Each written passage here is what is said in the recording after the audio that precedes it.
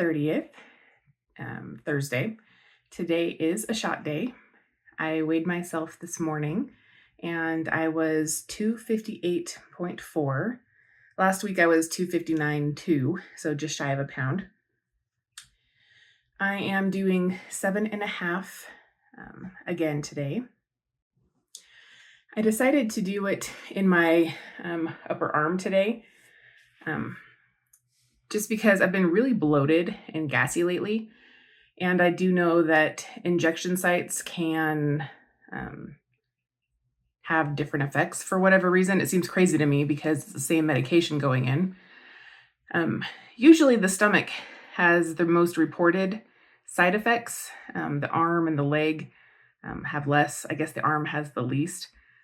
So when I was doing it in my arm, I should have gone for the underneath fleshy part, but instead I ended up going like here.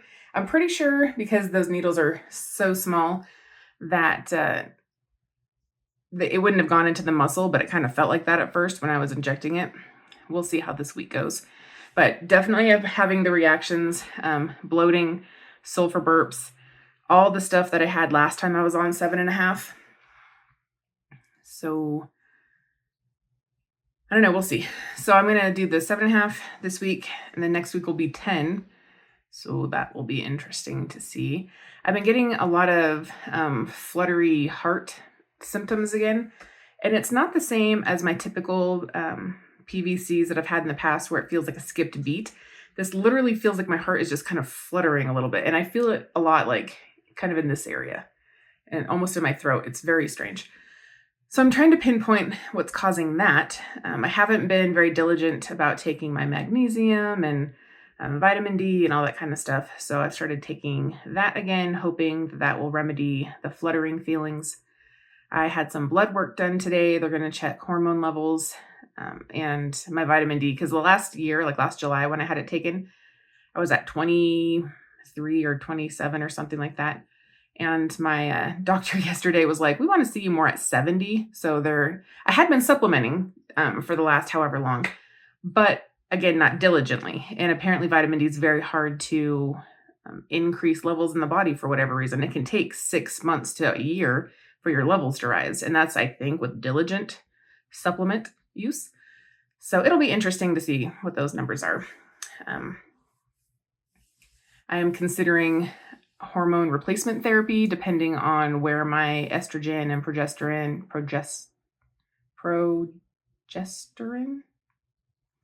I don't know how to say that one, and my testosterone levels. I'm curious if it has anything to do with the heart flutters that I get, like maybe it's cyclical, hormonal type of a thing. I don't know. That'll be interesting, though, to see what those levels are at. I do know that I am in menopause. Perimenopause, I guess, is the technical term, just due to some other levels that they've checked earlier. But my main doctor, my GP, didn't test the estrogen and testosterone and things like that. So that's what I'm having done now. My heart flutters aren't enough to make me think about an ablation. That was bandied about a few years ago when I thought I was having a heart attack and went to the hospital in an ambulance. And they're like, oh no, it's just PVCs. They're benign. They don't feel benign, man. But mine are not as bad as some people have them all day, like hundreds or thousands of them a day. And I can only imagine, I feel so bad for them because mine, I'll have, I don't know, let's say 20 to 50 in an entire day. And even that, it freaks me out. It makes me think that I'm going to die. So having them just constantly, just like back to back, making you feel like your body is failing you, my heart goes out to those folks. But if I could figure out what was going on, some people have said higher doses of vitamin C have helped them. Other folks have said cutting all sugar has helped them. And I think I do notice a correlation when I eat less sugar. But that being said, I also have had them when I'm doing like zero or low carb. So I don't know. I'm still not doing the MOTS-C. I'm giving that a rest. I'm giving the BPC 157 a rest for a while. When I'll go back to those oral tablets, who knows? I just did a group buy for some Tirzepatide. That was a shit show. Like, I'm using crypto this time, and I've never purchased crypto before, and I didn't think it was going to be as difficult as it was. I won't go into it all, but the one part I will tell you is that I took $470 out of my bank account to purchase I needed $440 because that's what my total was coming to. But I knew there was going to be like different fees and stuff. But simply transferring it from the $470 that I had, did I do $470 this time? I think I did. $470. I ended up getting $447 back because the platform that I was on took 20 some odd dollars in fees. And so I was kind of pissed about that, but I still had $447 and I owed $440. And then it turns out that I bought the wrong kind of crypto. I needed to have this specific type of crypto, and I bought a different style of crypto. So then I needed to convert it from this style that I bought to the appropriate style. But doing that, I had to buy like a coin, because it's not just the one thing. You have to buy another coin to actually make an exchange, which seems weird as hell to me. But that was going to leave me with like $432, and then I wasn't going to have enough to actually make the exchange, let alone enough to actually pay off the amount that I needed to pay off. And I was already pissed because I had already had money in this program called Kraken. And then they were like, oh, don't use Kraken. So many people's accounts are getting banned. But when I put it in Kraken, it wouldn't accept my bank account information. So I had to do a wire transfer, which was a $20 fee there. But it let me take the money out just fine. Like, I was able to put my bank account information in for a withdrawal, just not a deposit. So that was $20 wasted earlier. Then yesterday with that, I was so frustrated. I was like almost crying. I finally got a hold of someone that was in the group who was spearheading it. And they were like, just send me what you have, and I will manually put in that you have paid for it. So I was super grateful for that. But it seems like talking with them about this and showing them my screen, because I'm like, where was I supposed to have purchased this? The thing that I was using didn't even have the ability to purchase the right kind of crypto anyway.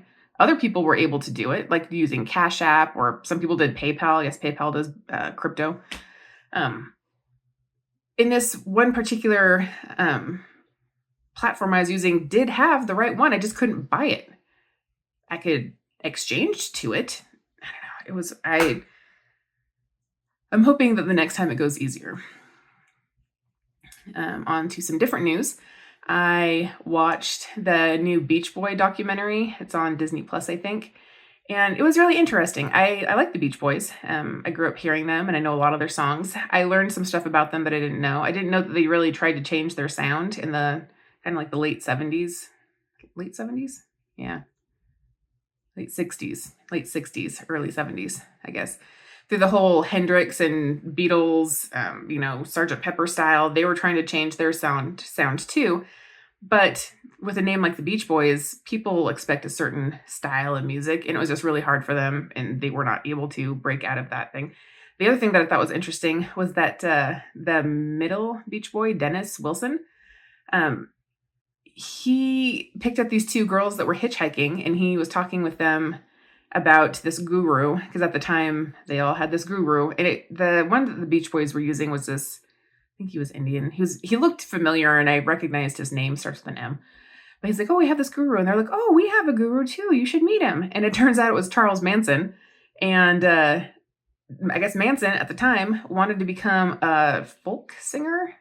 So he collaborated with the Beach Boys, and they actually recorded one of their collaborations, and it was a B-side on one of their songs one of their albums that they put out. I thought that was crazy. But I guess after what happened with the Manson family murders, Dennis felt really bad about it, because he basically is what it sounded like to me in the documentary. He basically introduced Manson to that whole Hollywood set and got him kind of a foot in the door. I think that was crazy. It was interesting to me. Oh, and then one of the Beach Boys was 13 when they started making music. Yeah, because one of the originals dropped out to go to college, and there was this neighborhood kid who hung around, and they're like, oh yeah, he can kind of play. Sure, you're in. 13. So they were like 13, 15, 17, 20, and 21, I think is how old they were. I would not let my 13-year-old, I have a 12-year-old, I would not let him go tour and do that, especially without any really parental figures. I don't know. All I'm saying is, if you would all like the Beach Boys and you would like to learn more about them, try to check out that documentary that's on Disney, because it was really entertaining and informative. Excuse me, I guess is a better word. It was very informative. I watched the movie Lucy the other day with Scarlett Johansson. I've seen it before in the past. Basically, she gets used as a drug mule for this new style of drug, and she ends up getting access to this drug, and it basically opens her mind. It opens her mind eventually up to like 100%. It's entertaining. The part that I kind of had problems with was that at certain points, she would do these mannerisms that almost looked more robotic or AI, or I want to say cyborg, but just not human. And I'm thinking, just because she's got access to a good portion of her brain doesn't mean that she's like, like she's trying to figure stuff out. I don't know. That part bothered me, but the rest of it is fairly entertaining. And if you have a couple hours, I would say watch Lucy. It's a number of years old. It's from a while ago, but still pretty good. It holds up. And Morgan Freeman's in it, and that's always a good time, right? Okay, I think that's it for now. I will let you guys know how my arm feels. I don't know if you can see it at all, or if I can see it. I really can't even see where the injection was, so hopefully that goes well. And I very much expect to have more bloating and sulfur burps. Hopefully I can get a hold of a handle on these heart flutters and get that to go away. But I will see you guys on the next video. Bye.